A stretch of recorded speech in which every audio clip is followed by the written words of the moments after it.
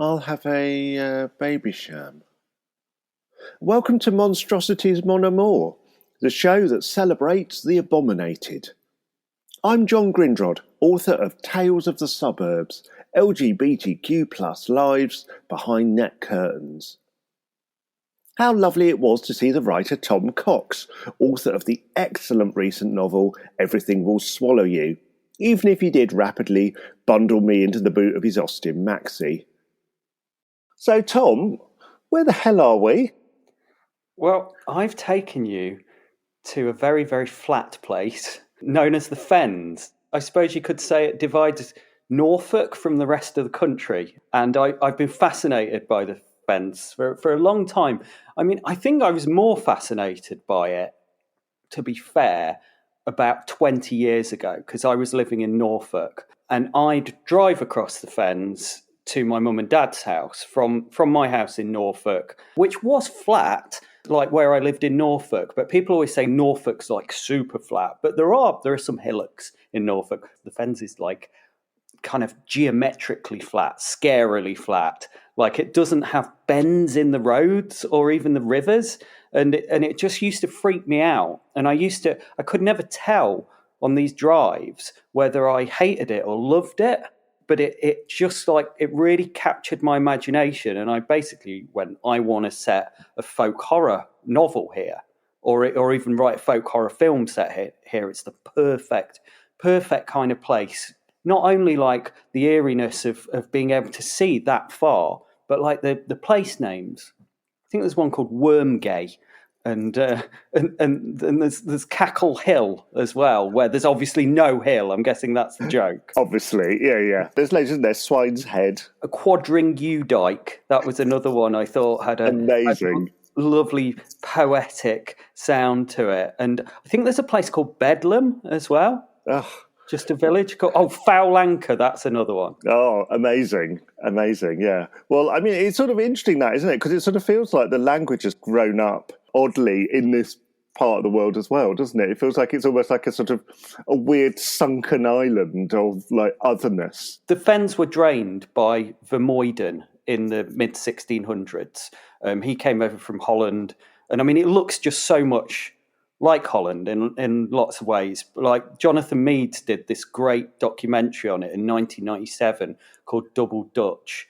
And he spent the whole first 5 minutes of the programme pretending he's doing a documentary about Holland. And then he says, aha, but really we're on the Cambridge, Lincolnshire, Norfolk borderlands. But comparing it to Holland in so many ways. But what I always wonder is, like, with those place names, were they named after that process, or do they come from the time before where swamp people were living there and it was proper wild wetlands? Because you might say it's not a wild place at all now. It's there's a lot of human intervention in the landscape, but I feel that wildness somewhere, like lurking, suppressed beneath it. And I think that's why I'm enchanted by it at the same time as being kind of turned off by it. Yeah, it is curious that, isn't it? Because it's an entirely engineered landscape, isn't it? And when we look around Britain at most of that kind of wild landscape, most of it is sort of engineered by people anyway, but due to the kind of, cutting down of trees or the kind of farming of particular animals in places and stuff. But there, it's written on the landscape in such a transparent way. As you say, the sort of weird geometry of it as well, and the flatness. It's sort of like, it's like countryside Tron. It's got exactly a kind of real feeling that you are in this sort of high-tech, sort of engineered landscape, but it's all green. Yeah, it's all green, and it's agribusiness everywhere there, isn't it? Really, what a nice word. It's which is kind of, I suppose, the opposite to where I walk now. Which is like Dartmoor. It could not be more different. You don't get like ramblers in the Fens, do you? No. Just wandering along, but I used to love to walk there. I was like, I've got to write this folk horror novel about, and it was going to have scarecrows as the main theme.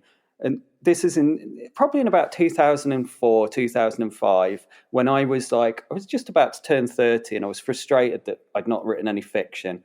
I'd written some non-fiction books by that point, and I'd keep getting to like 20,000 25,000 words in to a folk horror novel. This is before people even talked about folk horror as a thing. Like I felt like I was just some nutter saying I'm writing a folk horror novel, and people were going, "What's that?" It was frustrating because I just wasn't good enough to do it. I'd kind of get to this point, and I'd have a flavour of what I was trying to achieve, but I couldn't make myself believe in it because I just wasn't a good enough writer at the time. But I knew what I wanted to do. So what's weird is like years later, when I'm finally like, I'm ready to write my first novel, which actually happened when I was 45, which I would have been horrified by at 29 if someone had said, you've got to wait that long till you're good enough to write long form fiction. And that's called Villager, and it's set in a kind of parallel dimension, Dartmoor. But really the seeds of that were in this folk horror novel. I was going to try and write Villager for the Fens originally, but because I relocated and got more interested in Devon and the Southwest, so it would have been a completely different book, but I'd still love to do it one day. It's a landscape that has inspired like a lot of very creepy, right? M.I. Jameson. And Waterland by Graham Swift, yeah, very eerie novel. And you can see why, with the kind of remaining bits of wetlands around there, you do get all of the sort of wading birds with that extraordinary calls and stuff, which are particularly eerie. I mean, if you hear curlew or you hear peewits kind of going away in the background, there's something kind of quite weird about that. And I think because the landscape is sort of so flat and it sort of otherwise feels quite quiet apart from the kind of agricultural stuff going on. Yeah. Everything seems to echo. You'd feel like it would just all fly up, all of that sound, but it doesn't, does it? It sort of rattles around. Oh, it's complete. I mean, wind's got a different sound there, I think, as well. If anyone's interested in the Fens, particularly the top bit, I would recommend, there's an amazing documentary. Do you know the nature writer Tim D? Oh, yes. He's amazing. Who's another bird enthusiast and who once told me off for saying seagulls instead of gulls. And, I've made sure to always be correct about that ever since. But he made this amazing documentary on the Wash, so the very, very northern part of the Fens, and it was about wind, but it was more like his own poetic essay about his thoughts about wind, just him going out with a boom mic and just recording the wind and talking about what he felt wind made. It's one of the most amazing things I've ever seen on TV. He's so knowledgeable, but also really inquisitive. So I sort of feel like, you never get to a point with his writing where you feel like he knows it all, because he's always keen on finding out something else. He wrote a fantastic book all about gulls on landfill sites, how they've kind of populated landfill sites. And I think that I really need to read that, because this is what it is. This is with writing, like, this is something I realised. I've written 16 books now. The 16th isn't coming out until next year, I don't think. But, like, there's a big separation between my first 7 or 8 and the rest. I mean, partly I kind of think the most recent ones are better, but also, like, I think I used to write to tell people what I knew, but now I'm like, I write to find out stuff. I write to find out what I think, or to learn new stuff. And I realised that's the point, isn't it? That's the point. It's being that inquisitive. Yeah, definitely. So you're walking around in the Fens, which nobody else is doing, what are you stumbling across as you're going around? Well, the big thing for me on these walks that I used to take, the walking didn't really start in the Fens for me until about 2008. This is the Fens and the rest of Norfolk and Suffolk, the whole of East Anglia, really. I did a lot of walking then, but I'd had this weird anomalous period in my life for the kind of 5 or 6 years before that when I'd not been a walker. And I've been a walker my whole life. Like, this is going back to being a kid and everything. I don't know what happened. I was more of just a driver, and that's no good. You're never going to be able to write interesting things about the landscape. You need to put yourself in it, find out the secret stuff that's out there. Absolutely. Enjoying that trudge around is a big part of the writing, isn't it? It absolutely is. And I used to think, like, writing about walking, how could that be interesting? But actually, there's always something magical or weird or something that sends you down a rabbit hole if you do a walk. I feel every single time. But the big thing was, in that period, so I've got this collection from 2008 to 2013. Start of 2014, I moved to the West. But before that, I had a crap phone with a crap camera on it, and I took probably 300 photographs of scarecrows that I found on my walks in the Fens and just to the west of the Fens. And they were brilliant scarecrows, like really, really eerie. Not the village festival scarecrows, not the kind of, all the gear and no idea commercial side of scarecrows, but like scarecrows made really basically by farmers, and they were always much more haunting and just such a surprise. That's just like proper scarecrow country around there. Proper scarecrow country is exactly what I want to hear about. What sort of stuff are they made from? What are they like? Well, there was one that had a chest made of a car door, and and then a tiny head, which was like from an old children's robot or something like that. Incredible. They were so creative. And then you'd have one that had a face made of a CD.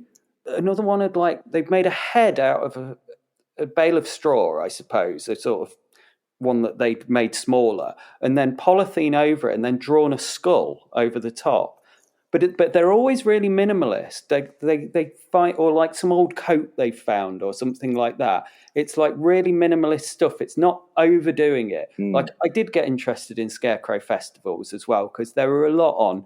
There was an interesting one at a place called Mildenhall. I wrote about this in my book 21st Century Yokel, and that's like almost Fens. It's kind of where the Fens end, just beyond Mildenhall. And this village has a very posh end and then an obviously less posh end with some council houses and stuff. And they had a celebrity scarecrow festival. This is in 2009. I went to this, and you could kind of chart how posh the village was, because you'd get to one end and you'd be like Nigella Lawson scarecrow, Stephen Fry scarecrow. And then the other end, it was like Katie Price scarecrow, Peter Andre scarecrow. Incredible. I mean, it's good to see that the scarecrows are keeping up with fashion. You wouldn't want them to be bypassed, would you? That notion that the Fens are a bit like Tron, I feel like, is sort of coming to life more and more as we're talking. When you go back there, do you still feel really connected to it, or do you feel slightly distanced from it now as a place? I do feel alienated by it. I'm still fascinated by it. So what happened with me? I have been semi-nomadic for quite a long time, like by accident. I suppose because I'm a renter. I've been a renter for quite a long time, and you have like short contracts on houses, and then you're like, but I started to turn myself into it a bit more deliberately and use it to my advantage, not to my actual personal advantage, but just to my artistic advantage, because I'd realised that just by moving a lot, I was going to interest in new places in my writing and have a new injection of colour as I walked all the paths around a place and discovered all this local history. And part of that was me doing this mad thing where I actually moved back to Norfolk, where it's from Somerset. So I've been in Somerset, Devon, Cornwall, Peak District as well. I've been everywhere.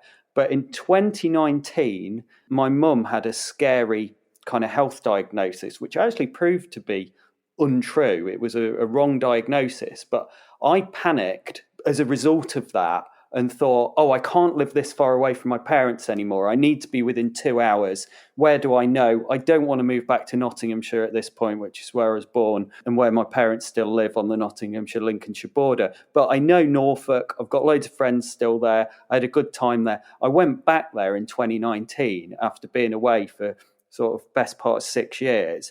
And I think I just got too addicted to hills in the meantime. So I'm like going back to the Fens there, and it was really freaking me out. This thing where you can like see a dog coming towards you from 4 miles away. It was too much. It felt like it was messing with my mind in a bad way. So I only lasted less than a year. I was kind of within 4 months, I was desperately searching for houses in Devon again. My mum was kind of all right by that point. So I was like, I have to get away. But I was still interested in it all the time. I was like, I walked loads, and I was just still asking myself loads of questions about the landscape. And it is curious, that kind of idea that it was drained. It's now kind of lower than sea level, a lot of it, that that you've got all of these embankments and dikes everywhere to keep it going, which are all going to need constantly to be updated as, climate changes. Yeah, built up higher and higher. Yeah, and that the in a more way secrets that can hide behind them. Yeah, exactly that. It's going to feel like a giant walled landscape, isn't it? That it's going to be sort of hidden from the world entirely. Yeah, definitely. I've got this book here, which is History of the Fens by J. Wentworth Day, which it's got quite a horrible cover with this guy who's just killed 2 geese, I suppose, but the art's pretty cool on it. And it's just made me think, God, I've got to read that, because just as an excuse to write, I don't know, a story about the Fens or something like that. But I started to get interested in like the sort of paraphernalia of the Fens as well, the sort of old paraphernalia. And this came up when I did some volunteering at what used to be the Cambridge Folk Museum. And I think it's just called the Cambridge Museum or something like that now. But they'd have lots of old strange stuff, like old corn dolly windmill from the Fens in the 1800s, or eel baskets and things like that, because there was such a that was the culture, fishing for eels, and that's where the name Ely comes from, of course, because it's a very Ely kind of place. I love the fact that Ely is on a slightly higher ground, isn't it? So it was sort of referred to as an island, because all around it would have been flooded with sort of marshlands. It feels like, have you approached it on the train? Yeah. You've seen it kind of looming the cathedral in front of you. It's so spectacular. You have in your mind that it is kind of low-lying and flat, but actually to be in the middle of it is weirdly oppressive. It gives you a sense of agoraphobia and claustrophobia sort of at the same time. I think it is a weird kind of claustrophobia, because I am a bit of a claustrophobic person. Like I'm the opposite of agoraphobic, but I feel slightly claustrophobic when I'm there, and when I'm not, and I don't understand the villages either. Like I'm fascinated by the way they look, because they don't seem to be proper settlements. Maybe it's because everything's so under that big sky. Everything seems so huge around it, but it feels like it's just like kind of 1950s houses by a dike, and that's a village. And it's so different to our concept of a village here in Devon, for example. A lot of the history of that place in sort of mid-20th century would have been tied up with RAF bases and that kind of thing as well. So, that huge sky kind of filled with sort of great big thundering aircraft is also a sort of a curious thing. And now that is sort of silent, that they've gone away. This landscape has been built for a thing that has sort of gone away, and now other things are in its place. And it's sort of strange, isn't it, that, as you say about the villages, you get a modern idea of a village grow up, and then maybe the sort of purpose for that then evaporates, and therefore it suddenly looks a bit marooned and like, I don't know. Marooned is the word, definitely. That's it feels like someone's just kind of dumped the village there and run off. Yeah, well, it is a lot of little islands where the water has gone away, isn't it? I mean, that is a sort of strange thing about that landscape, isn't it? Is that you have got literally a lot of little islands, haven't you, that once were sort of separated by water, which aren't there anymore. Yeah, I mean, I tell you what, something else though that is cool about the Fens, which it's got that I don't have here in Devon, and that I find frustrating, and I think we'd both appreciate this because of our passion for a similar sort of architecture. There's a lot of cool mid-century houses lurking in the Fens and just to the east of the Fens as well. In a way there isn't in Devon. Like, it's weird how few on this side, Devon, Cornwall, Somerset, how few really cool individual mid-century houses were built. By comparison, I feel like East Anglia is really, it's the centre of the great mid-century house, and I almost moved back there just because of that, just because I found a cool bungalow to rent. You wanted to stroke some teak and have some indoor brickwork to look at. Yeah. Oh, indoor brickwork, yeah. God, why doesn't want that? They have that in Devon? Yeah, I know. We want a crazy paved inglenook. Give us that immediately, thank you. Yeah. There is that odd feeling of having drained that landscape. There is a sort of blank canvas kind of element to it that actually, because that hasn't happened on the other side of the country, there's been constant, that landscape's been in constant use forever. Lots of this stuff was sort of inaccessible, or sort of, it wasn't really somewhere that you could build on until all of this engineering's been done. So that might have encouraged sort of a later wave of building that wouldn't have been possible elsewhere. I think that's it, definitely. But I don't think it's quite a strong enough reason to move there for me now. So when I was in the boot and we were rattling away, coming over to the fence, the curious thing was there was a stack of LPs next to me, and I couldn't see what they were until we got out. All Rolling Stones LPs, I noticed. All the same Rolling Stone LP, it turned out. Their Satanic Majesties Request. Why the obsession with that?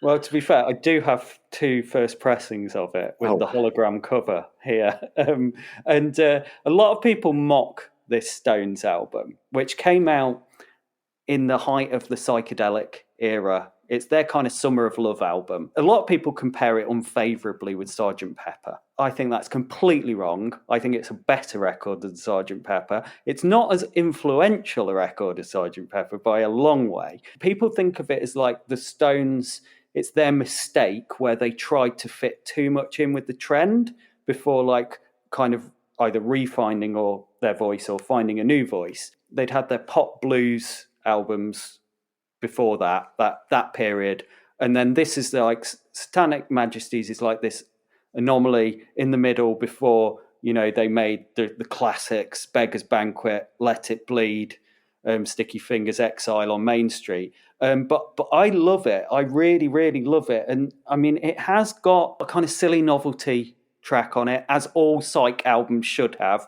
Like that's a mistake, which is called On With The Show, but I've heard worse. It does end with a good joke, though. Somebody's saying, "You're not recording this, are you?" Yes. No, I'm not recording. And then it sort of fades out, which is that brilliant. Kind of, I mean, some people might think of the whole LP as being that sort of mistake. I mean, Keith Richards doesn't like it.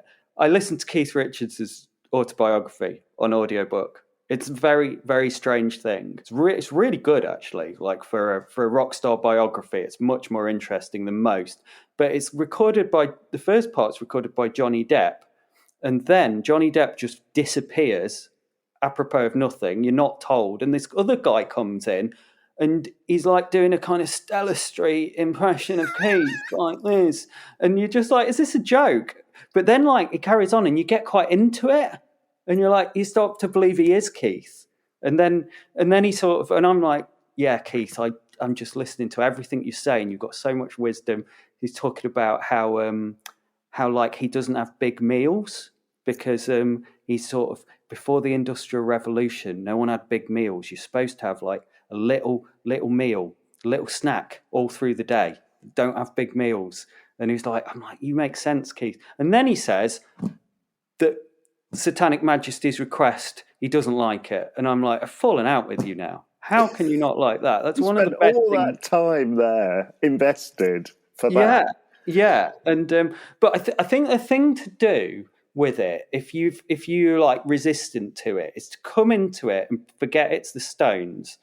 Like particularly if you're a big psych head like I am, you know, my record collection, the centre of it is that kind of 67, 68 period. I've got a lot of records made by quite obscure bands who, and you could argue like they're very, very patchy records, but they're reaching for the sky, and when they get it right, they're like transcendentally amazing. And that's what I love about that period. And I feel like if you come to this record and just go, I don't know this band, I've never heard them before, they're just an obscure British psych band who didn't quite make it, you'd go, this is amazing. It's one of those things, isn't it? You listen to an album like this knowing what happens before and what happens after. Like, there's no way that you can really come across this album without knowing who the Rolling Stones are, No. You know, their sort of, you know, their history. So even if you don't know this album, which I didn't really know this album, so it was really great to kind of listen to it like all through and sort of try and make sense of it. And actually it doesn't, you know, it's sort of the great thing about it is it doesn't make sense particularly, you know, and it's all about the kind of weird textures and the, you know, the experimenting with stuff and trying lots of different instruments and colliding things together and seeing what happens, and things fall apart quite often in a number of the tracks, and then they, as you say, they just come together completely magically as well, so you never quite know what you're going to get from minute to minute, do you? I think it's very bold. I think they're willing to fail, and I feel that from a lot of my kind of favorite books and records and pieces of art. I feel like there's that, it's there. I think Julian Cope talked about this. He put it more eloquently than that, but but I think he was very into with the way he made records as well, just pushing it that further and knowing that you could look a bit stupid if it goes wrong.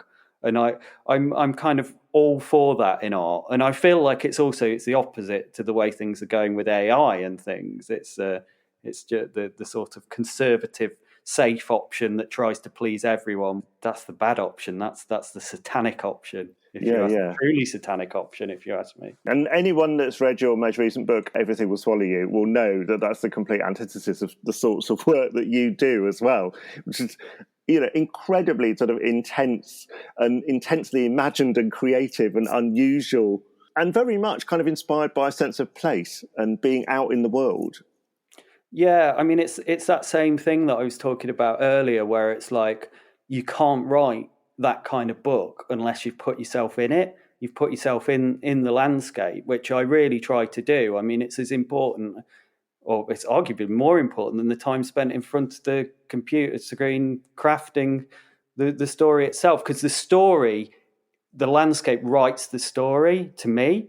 As I'm out in it, it tells me the story. So I'm putting myself in it. Like in this case, it's because I'd already done like Devon stuff and North Nottinghamshire stuff, which are like really my two main stomping grounds. But I wanted to do mid Cornwall and West Dorset because I hadn't really written about them before. So those were the places that I walked loads.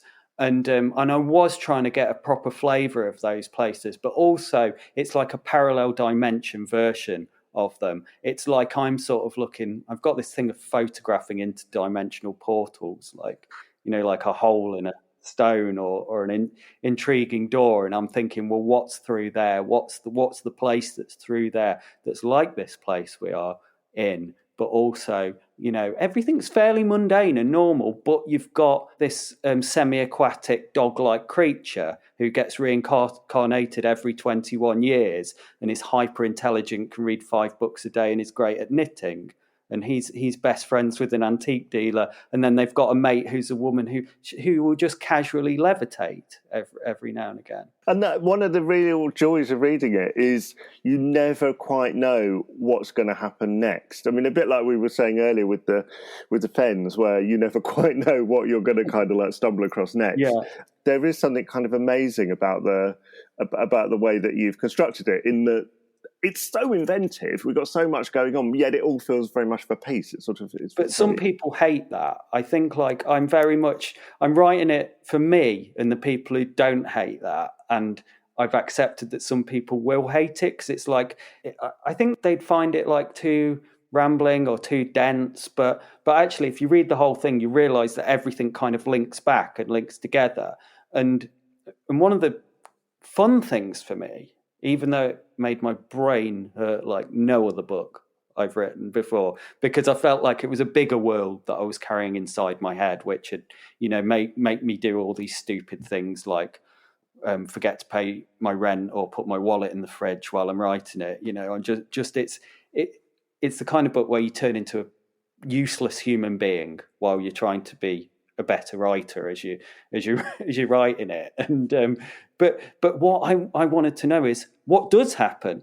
Like I'm like, okay, let's throw something crazy in here that's nothing to do with the main narrative. You're talking about this semi-aquatic creature, folkloric creature who's called Cole, who knits, who incidentally my wife reckons is based on her, which isn't true at all. She's semi-aquatic? No, she's not semi-aquatic. She's just she's very good at knitting and just fibre arts in general. And she has the same habit of Cole, the character in the book. She'll just come into the room and just go, did you know that grasshoppers were here for this many million years before grass? And she just has the most amazing store of facts that she'll keep telling me. So that is kind of her. But yeah, enjoying writing about this relationship between these two characters, but then suddenly going, okay, let's throw in a failed Mills and Boon romance writer who lives in the Undercliff near Lyme Regis with a crow, and let's see how this relates. Let's find out. And it's not really knowing how it does that's the big challenge for me. And then I walk more, and the landscape kind of tells me this is how it works, and I come back and write it. It feels like there's a thread linking these different things, the Fens that we were talking about and Rolling Stones album and your book, this kind of feeling of things feeling very primal, but also being kind of engineered so that, you know, you're trying to kind of introduce elements into it to sort of see what happens. And you know, I find that really fascinating, that kind of contrast between those two things. In all of the things you've been talking about, there's a kind of element of those two things happening, which I think is where the kind of like magic and sort of excitement comes from, really. I mean, I want it to make sense, but I'm also like, I'm not trying to control it too firmly. I don't know. It's really hard to sort of explain this. This is going back to Keith Richards again, because he always said that he didn't write the riff to satisfaction. It was just there in the air, and he picked it out of the air.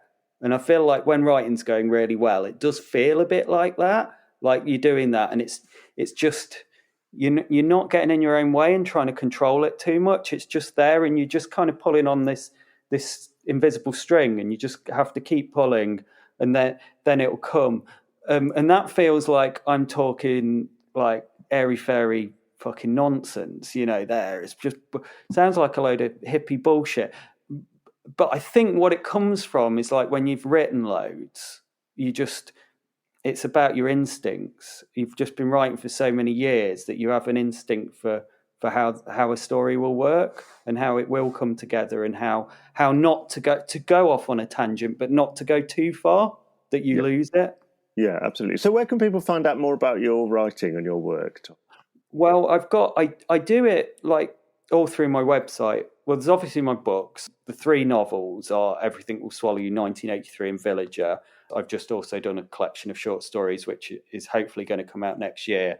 But yeah, my website, tom-cox.com, I do everything from there now. I used to do Substack, but I moved it away from Substack for various reasons. And it's kind of like, there's quite a bit of free stuff on there, but there's also, you know, give us £2 a month and you can access like everything I write. And I put something on there at least once a week normally of some kind. Well, it's been an absolute pleasure to have a ramble around the Fens with you and get lost in the Rolling Stones' most outrageous album. Thank you so much. Ta-ra. Cheers.